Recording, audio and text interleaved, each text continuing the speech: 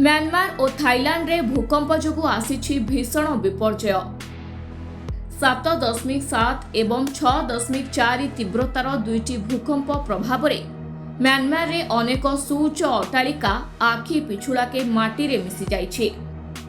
Myanmar रे हजारेरु ऊर्ध्व लोकंक मृत्यु होइथिबा बेले 700 रु अधिक आहत होइछन्ति।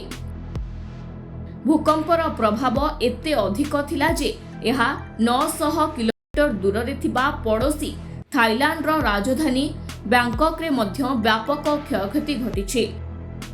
भारत रे मेघालय, मणिपुर, दिल्ली, उत्तर प्रदेश एवं पश्चिम बंग रे भूकंपर झटका अनुभूत होइछि। बांग्लादेश, वियतनाम एवं चीन रो दक्षिण पश्चिम यूनान प्रदेश रे मध्य भूकंपर तीव्र झटका अनुभूत होइछि।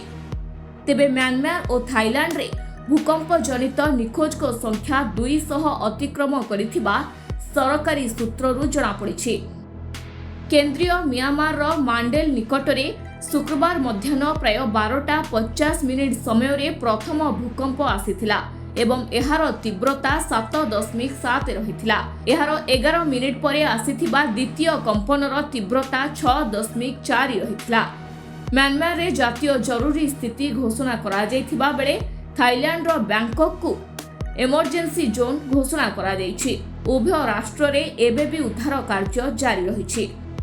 अन्यपटे वर्तमान भूकंप रे विपर्यस्त म्यांमार को सहायतार हाथ बढ़ाइछि भारत। वायुसेनार एक स्वतंत्र विमान जोगे 15 टन रु अधिक रिलीफ सामग्री पठा जाइछि। एहा सह तंबू, कंबल, खाद्य, जल विशोधन, स्वास्थ्य किट, सौर लैंप, जेनेरेटर सेट तासह अत्यावश्यक औषध सामग्री मध्य पठा जाइछि। प्रधानमंत्री मोदी म्यांमार रे होइथिबा भूकंप एवं एहा परर स्थिति नै चिंता प्रकट करिसंती।